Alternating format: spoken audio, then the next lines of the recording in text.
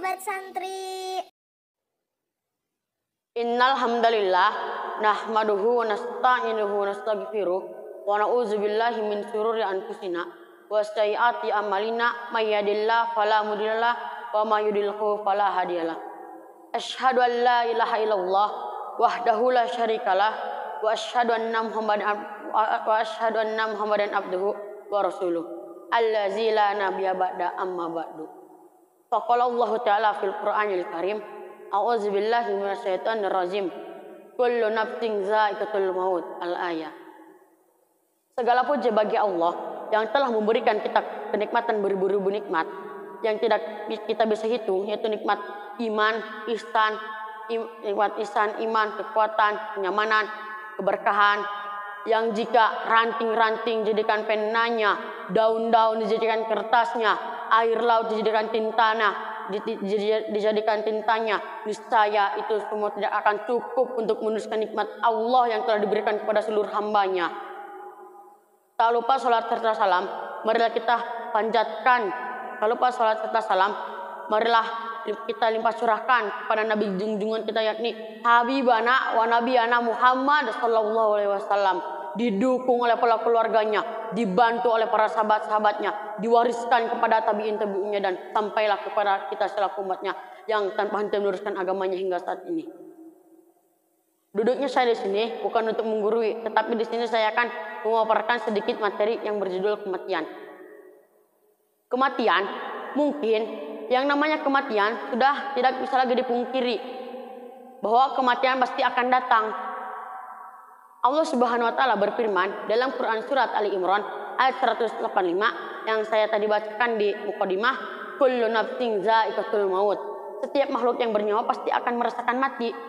Tak peduli siapapun itu dan dimanapun itu, mau orang kaya, mau orang miskin, mau pejabat, mau TNI, mau presiden, mau apapun itu.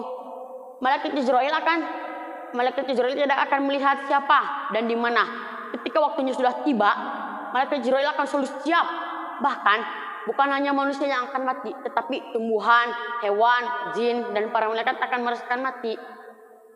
Kita sebagai manusia seringkali mengacuhkan yang namanya kematian, seolah-olah kematian itu tidak ada, padahal kematian sangatlah dekat dengan kita.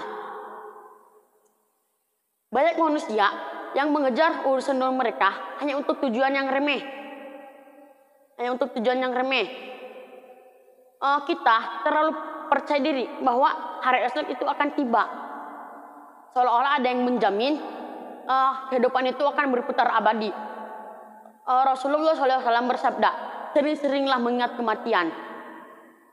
Jangankan umat muslim, orang Yunani pun selalu mengingat kematian, apalagi kita yang mempunyai agama muslim. Inilah kelemahan manusia.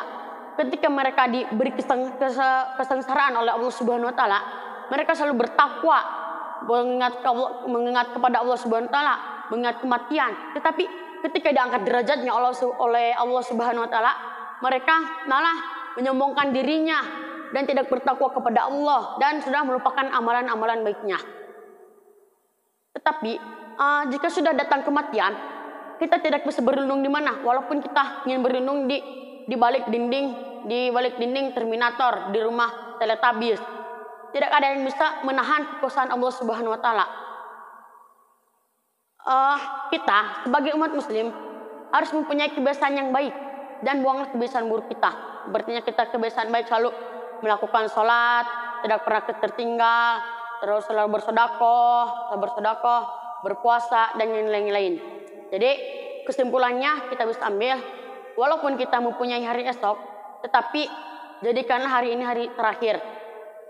Dan perbaikilah amalan-amalan kita yang masih kurang, dan perbaikilah diri kita dan akhlak kita. Cukup dan sekian yang bisa saya sampaikan. Karena kesalahan datangnya dari saya, kebenaran datangnya dari Allah Subhanahu wa taala. Tutup saja dengan doa, Rabbana atina fid dunya hasanah wa fil akhirati hasanah wa qina azabannar. Sekian dan terima kasih.